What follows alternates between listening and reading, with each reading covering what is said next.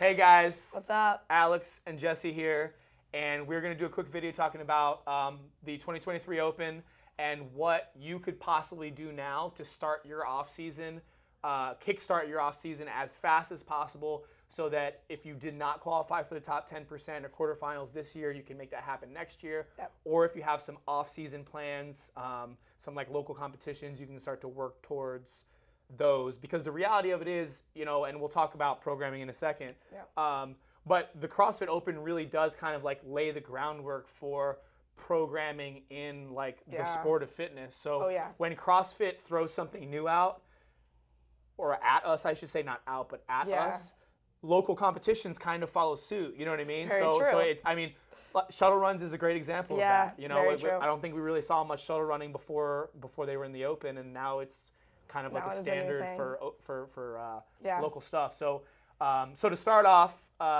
if you had to summarize the 2023 Open in one or two sentences, what were your thoughts about it? What'd you like? What'd you dislike? I liked it. I think it shows where the sport's at today, because it, we'll go into more depth about everything, but I thought last year was just, there was not much variety, and this year I think it kind of scared people with how high the level was. But if you look at the sport, like, that's where the sport is, and that's how much it's grown. So you had the repeat, you had something new, and then you had something super short. So I think it was a good test. Some people hated it, some people loved it, but I think sometimes you hate stuff because you're not good at it. So I think, honestly, I think it was a great test. Yeah. Way more fun than last year, too. Oh, for sure. Yeah, I think that this was one of the cooler Opens. Like, personally, I think it was one of the cooler Opens that has ever happened. Yeah. And I like what they did, because this is, I think, the third year that we're doing a 3-week Open into quarterfinals. Oh, my gosh. If I'm thinking correctly. It's the third year. And that first year that quarterfinals kind of came out, people kind of assumed, because all the coaches try to figure out what the new styles are and what programming looks like, and try to be preemptive about things. And I think that first year of quarterfinals, everybody kind of assumed that the Open was going to be like super, super low skill, super easy, very just like gas tanky or boot campy, a really, really low like entry level as far as skills concerned, and the really, like, for lack of better words, sexy stuff and cool CrossFit heavy high skill stuff was going to be in quarterfinals. I agree. And this Open completely it was like all right, so your prediction, right? And this is like, a lot of people are going either way on this. So a lot of people are in the school of thought that, okay, we saw ring muscle ups in the Open, we saw straight handstand push-ups in the Open, we saw heavy thruster in the Open. I love that. Does that mean that we're not going to see that in quarterfinals? Or do you think those movements get tested again in quarterfinals? I think different variety of the same movements. But you think that we'll see the same movements? No, I don't think so. So you think that there'll be no ring muscle ups in quarterfinals? Yeah, I think we'll see. I think we'll see like a variety of it, but again, I don't think exactly ring muscle ups. I think everything we saw is going to have another level to it. Like more complex? Yeah. So like give me an example. Like a burpee ring muscle up. Okay, all right. And I have to give credit to Vita, because she's also been saying that. Okay. But we did those in Wadapalooza for team. Yeah. And those hit different. Yeah, that would definitely be a new thing. Yeah. A way to shake it up for sure. And I think we're gonna get some, like, he's gonna throw some curveballs with the gymnastics, like some freestanding handstand hold. Yeah. Some. I don't know about the parallettes, just because of like what gyms have access to. Yeah. It wasn't on the equipment list. Yeah, I think the kettlebells are gonna wreck people. Yeah. I think a lot of people have not been training with double kettlebells. For sure. Yeah. So I think we'll see that, and then like I said, just like get ready for like something new, like wall facing handstand push-ups. It's kind of been set up for that. Yeah. But I don't know. I like that he's kind of like developing CrossFit in a completely different sense now. For sure, yeah. So I'm excited for it. Yeah, so getting a little bit more into the specifics of the workouts of the 2023 Open, and we spoke a little bit about this yesterday. Yep. And we kind of already lent credence to like the high skill nature of it. So if we kind of dig into workout by workout, 23.1 was that 14-minute AMRAP, that chipper. Yeah. That it really didn't matter how fit you were. Like, you could be really, really fit, and you could be, like laboratorily speaking, you can have a very high VO2 max or whatever it is, but if you can't toe to bar well under massive just a lot of toe to bar volume. Yeah. And then if you can't muscle up well under volume, you didn't get a good score. That got people bad. Yeah. So I think a lot of people, this workout kind of frustrated people because people are like, I need to work on my gas tank. And really the Open in general, people don't do how they wanted to, and they're like, I need to do more gas tank stuff and more interval stuff. But do you?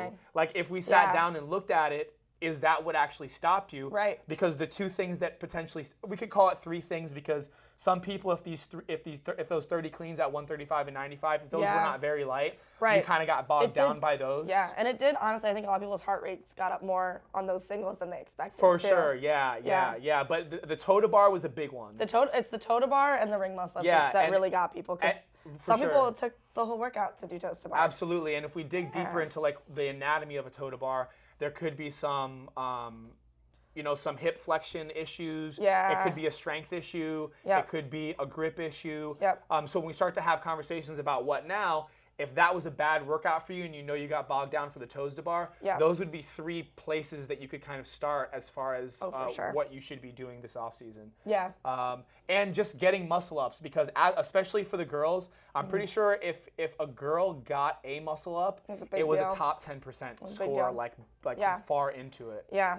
Yeah. So especially the women, and I think that as time progresses, and we talked about this in our pre-Open prediction video with Caitlin and I, but as time progresses, the gymnastics gap that exists between men and women is getting smaller and smaller. Well, sometimes you see women beating the guys absolutely. on the gymnastics. Yeah, absolutely. And like when we talk about top 10% scores, I don't have it pulled up right here, obviously, but I'm pretty certain that getting one muscle up was a top 10% score for females, and getting like 12 or 13 was a top 10% score for males. Yeah. But as the years progress, that's going to get closer and closer and closer. Yep.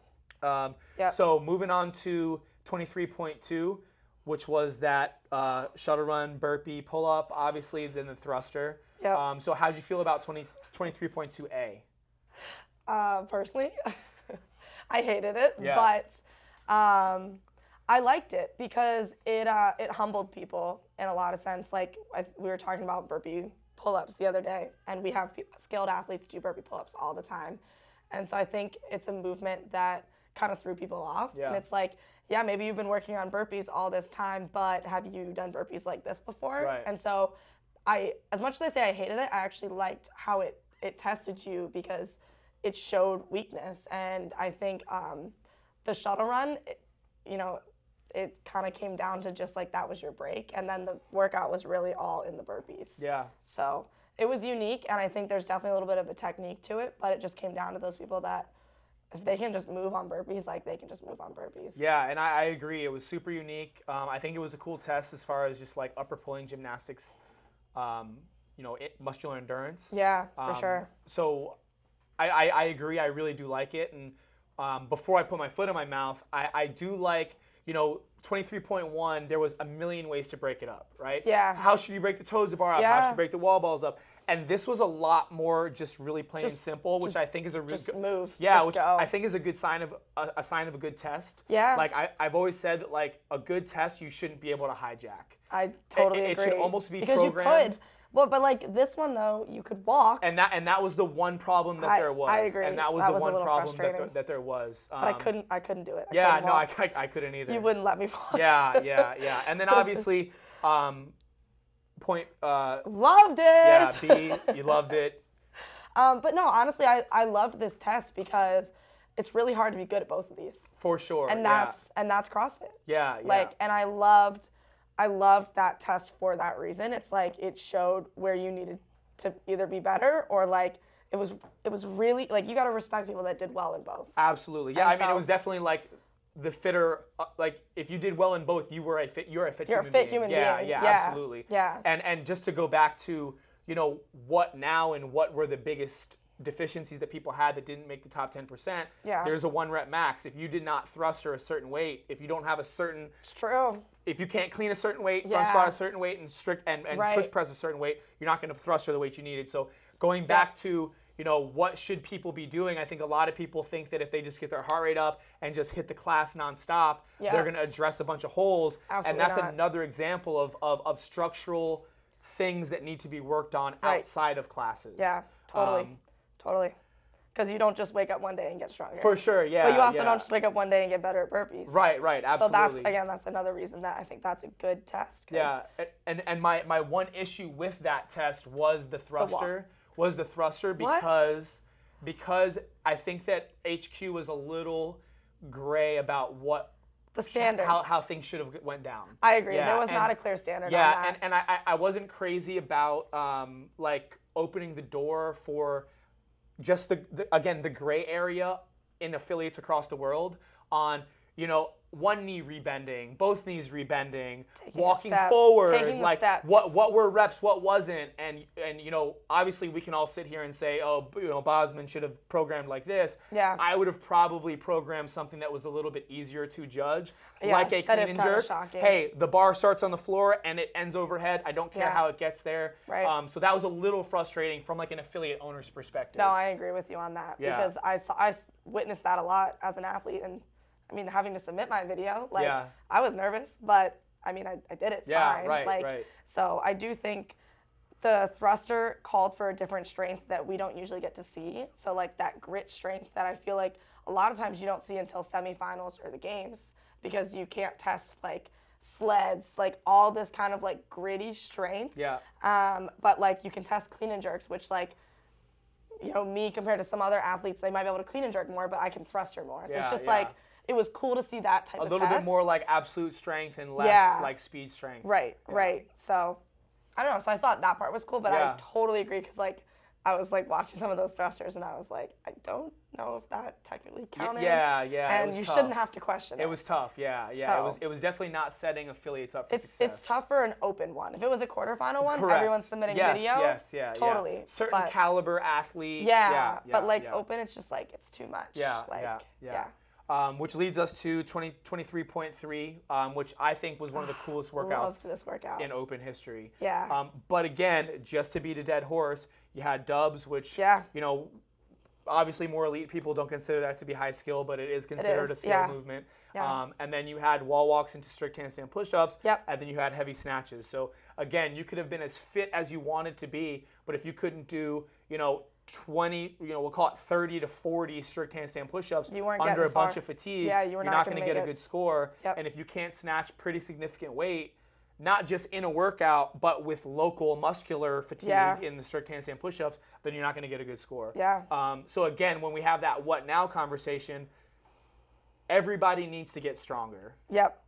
Everybody needs to get stronger. Everybody nees to get more skillful. And when I say more skillful, I'm talking about like barbell cycling, being able to snatch well. And I think too, that was a thing in this workout. People like weren't used to their heart rate getting up on a barbell a little bit in between. And you can snatch 185. Like, you know, I saw multiple guys that have one rep maxes of 205, 215. But they're getting spit I think out. like guys that could snatch 225 were able to get a couple reps in, but guys that snatched 205 were not able to snatch 185. Just the battery wasn't there. Very true. So I think that the best thing that, you know, top 10% people can do, in my opinion, right now, and obviously it's a different thing for everybody, you know what I mean? Oh yeah, for sure. But if we were to send like this just umbrella, here's what the open looked like. So if you didn't qualify, here's the kind of avatar that we can assume that you look like. We can assume that this person might have been fairly fit, but might have been a little bit lower skill based, and might have been a little bit lower strength based. So if we were to be making exercise prescriptions for the masses, somebody that was in that like 82 to 89 percentile that were like just outside, so close, again, you're probably really, really fit, but you need to spend more time on gymnastics progressions. And I say gymnastics progressions because what that is not is just jumping in a class, sucking at ring muscle ups, and trying to get ring muscle ups in under fatigue. You need to follow a program. You need to follow a program that has designed gymnastics progressions that's going to start off with skill work and move you into limited to no fatigue, getting the movements in, to some fatigue, to heart rate fatigue, to local fatigue, that kind of thing. And I do want to point out one thing, like I think that a common misconception in CrossFit is that training is always supposed to feel good. Like you're always supposed to like be like, oh, my muscle ups like crushed it today. I think most of my training this year, I always felt horrible when I was doing like my gymnastics because of the amount that I was doing beforehand. So it was like on purpose that it was always under fatigue. It was on purpose Yes. hard. Yeah, it was like on purpose hard. So I Yeah. think that like sometimes we worry so much about feeling good for like the workout that we forget that like if it's training, like sometimes you're not supposed to feel so good and it's supposed to be a little bit more difficult so that when this shows up, you can like, you're like, oh, like I got this. Like I've been doing this all year. For like sure. I've never had fresh shoulders going into a workout. Right, like which this. is why athletes that are getting ready for quarterfinals is there's going to probably be like a little bit of a taper week next week. So I'm that currently about to start that. so that things can kind of catch up. Yep, totally. Cool. Totally. Cool. Did you have anything else to add on that? I totally agree with you though. I think in general, like you need to get stronger. Yeah. And I think that's been really cool as like a stronger female, like to see the whole field have to kind of catch up with their strength.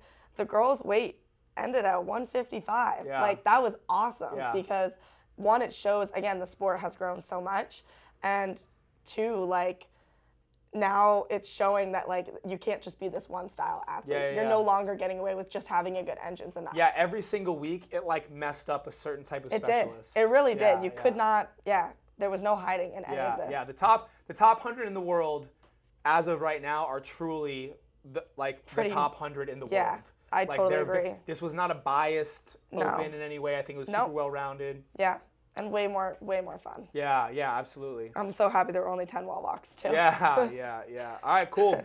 Thanks for watching.